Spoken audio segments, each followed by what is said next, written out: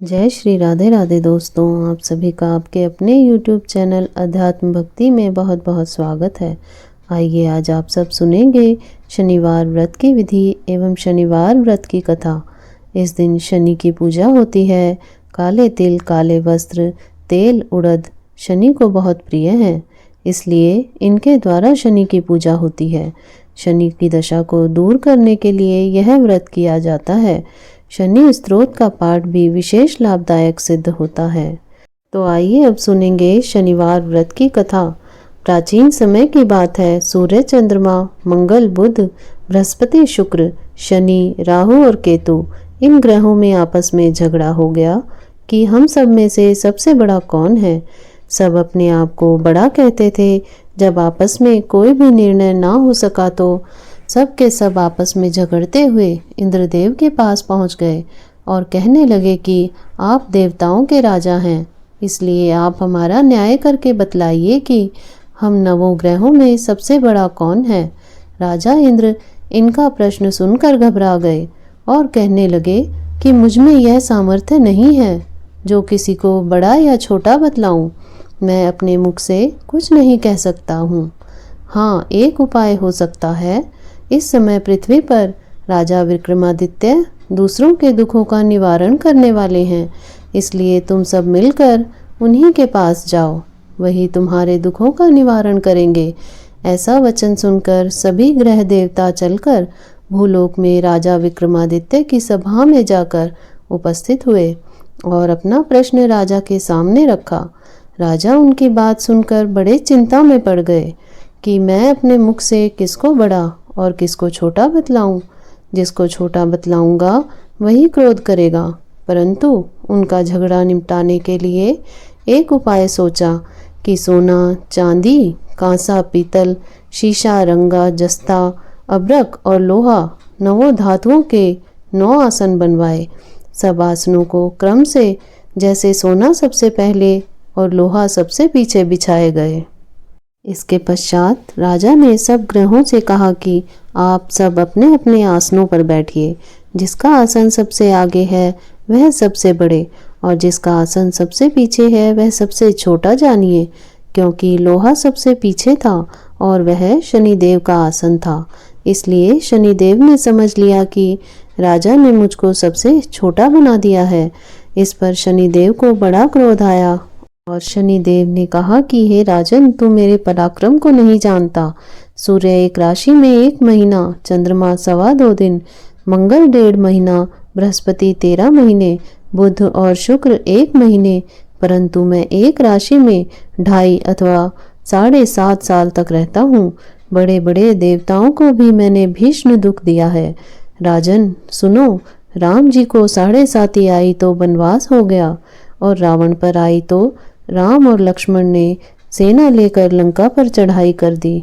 रावण कुल का नाश कर दिया। हे राजा, अब तुम सावधान रहना। राजा कहने लगा, जो कुछ भाग्य में होगा देखा जाएगा। उसके बाद अन्य ग्रह तो प्रसन्नता के साथ चले गए, परंतु शनिदेव बड़े क्रोध के साथ वहां से सिधारे। कुछ काल व्यतीत होने पर जब राजा को 7.5 की दशा आई तो शनिदेव घोड़ों के सौदागर बनकर अनेक सुंदर घोड़ों के सहित राजा की राजधानी में आए। जब राजा ने सौदागर के आने की खबर सुनी तो अपने अश्वपाल को अच्छे अच्छे घोड़े खरीदने की आज्ञा दी। अश्वपाल ऐसी अच्छी नस्ल के घोड़े देखकर उनका मूल्य सुनकर चकित हो गया और तुरंत ही राजा को खबर दी। राजा उन घोड़ों को देखकर एक अच्छा सा घोड़ा चुनकर सवारी के लिए चढ़ा। राजा के घोड़े की पीठ पर चढ़ते ही घोड़ा जोर से दौड़ भागा। घोड़ा बहुत दूर तक बड़े जंगल में जाकर राजा को छोड़कर अंतर्ध्यान हो गया। इसके बाद राजा अकेला ही जंगल में भटकता फिरता रहा, परंतु बहुत देर के पश्चात राजा ने भूख और प्यास से दुखी होकर भटकते भटकते एक ग्वाले को देखा। ग्वाले ने राजा को प्यास से व्याकुल देखकर पानी पिलाया। राजा की उंगली में एक अंगूठी थी, वह उसने निकालकर प्रसन्नता के साथ ग्वाले को दे दी और शहर की ओर चल दिया। राजा शहर में पहुंचकर एक सेठ की दुकान पर जाकर बैठ गया और अपने आप को उज्जैन का रहने वाला तथा अपना नाम वीका बतलाया। सेठ ने उसको एक कुलीन मनुष्य समझकर जल आदि पिलाया। भाग्यवश उस दिन सेठ की दुकान पर बिक्री बहुत अधिक हुई। तब सेठ ने उसको भाग्यवान पुरुष समझकर भोजन कराने के लिए अपने साथ ले गए। भोजन करते समय राजा ने आश्चर्य की बात देखी कि खूंटी पर हार लटक रहा है और वह खूंटी उस हार को निगल रही है। भोजन के पश्चात कमरे में आने पर जब सेठ को कमरे में हार ना मिला तो सबने यही निश्चय किया कि सिवाय वीका के और कोई यहाँ कमरे में नहीं आया, अतः अवश्य ही उसने ही हार की चोरी की है। परंतु वीका ने कहा, हार मैंने नहीं लिया है। इस पर 5-7 आदमी इकट्ठे होकर उसको फौजदार के पास लाए। फौजदार ने उसको राजा के सामने उपस्थित कर दिया और कहा कि ये आदमी तो भला प्रतीत होता है, चोर मालूम नहीं होता, परंतु सेठ का कहना है कि इसके सिवाय और कोई घर में नहीं आया, अवश्य ही इसी ने चोरी की है। तब राजा ने आज्ञा दी कि इसके हाथ पैर काटकर चौरंगिया किया जाए। राजा की आज्ञा का तुरंत पालन किया गया और वीका के हाथ पैर काट दिए गए। इस प्रकार कुछ काल व्यतीत होने पर एक तेली उसको अपने घर ले गया और कोल्हू पर उसको बिठा दिया। वीका उस पर बैठा हुआ अपनी जबान से बैल हाँकता रहा। शनि की दशा समाप्त हो गई और एक रात को वर्षा ऋतु के समय वह मल्हार राग गाने लगा। उसका गाना सुनकर उस शहर के राजा की कन्या उस राग पर मोहित हो गई और दासी को खबर लाने को भेजा कि शहर में कौन गा रहा है। दासी सारे शहर में फिरती फिरती क्या देखती है कि तेली के घर में चौरंगिया राग गा रहा है। दासी ने महल में आकर राजकुमारी को सब वृतांत सुना दिया। उसी क्षण राजकुमारी ने अपने मन में यह प्रण कर लिया कि चाहे कुछ हो, मुझे उस चौरंगिया से विवाह करना है। प्रातःकाल होते ही जब दासी ने राजकुमारी को जगाना चाहा तो राजकुमारी अनशन व्रत लेकर पड़ी रही। तब दासी ने रानी के पास जाकर राजकुमारी के ना उठने का वृतांत कहा। रानी ने तुरंत ही वहां पर आकर राजकुमारी को जगाया और उसके दुख का कारण पूछा। तो राजकुमारी ने कहा कि माताजी, मैंने यह प्रण कर लिया है कि तेली के घर में जो चौरंगिया है उसी के साथ विवाह करूंगी। माता ने कहा, पगली, यह क्या बात कह रही है? तेरा किसी देश के राजा के साथ विवाह किया जाएगा। कन्या कहने लगी कि माताजी, मैं अपना प्रण कभी नहीं तोड़ूंगी। माता ने चिंतित होकर यह बात राजा को बतलाई। जब महाराज ने भी आकर समझाया कि मैं आपके देश देशांतर में अपने दूत भेजकर सुयोग्य, रूपवान एवं बड़े से बड़े गुणी राजकुमार के साथ तुम्हारा विवाह करूंगा, ऐसी बात तुमको कभी नहीं विचारनी चाहिए। कन्या ने कहा, पिताजी, मैं अपने प्राण त्याग दूंगी, परंतु दूसरे से विवाह नहीं करूंगी। इतना सुनकर राजा ने क्रोध से कहा, यदि तेरे भाग्य में ऐसा ही लिखा है तो जैसी तेरी इच्छा हो वैसा ही कर। राजा ने तेली को बुलाकर कहा कि तेरे घर में जो चौरंगिया है उसके साथ मैं अपनी कन्या का विवाह करना चाहता हूँ। तेली ने कहा कि यह कैसे हो सकता है? कहाँ आप हमारे राजा और कहाँ मैं एक नीच तेली। परंतु राजा ने कहा कि भाग्य के लिखे को कोई टाल नहीं सकता। अपने घर जाकर विवाह की तैयारियां करो। राजा ने उसी समय तोरण और बंधनवार लगवाकर अपनी राजकुमारी का विवाह चौरंगिया विक्रमादित्य के साथ कर दिया। रात्रि को जब विक्रमादित्य और राजकुमारी महल में सोए तो आधी रात के समय शनिदेव विक्रमादित्य के स्वप्न में आए और राजा को कहने लगे, हे राजन, मुझे छोटा बतलाकर तुमने कितने दुख उठाए हैं। राजा ने क्षमा मांगी। शनिदेव ने प्रसन्न होकर विक्रमादित्य को हाथ पैर दिए। तब राजा ने कहा, महाराज, मेरी प्रार्थना स्वीकार करें कि जैसा दुख आपने मुझे दिया है ऐसा किसी और को ना दें। शनिदेव ने कहा कि तुम्हारी यह प्रार्थना स्वीकार है।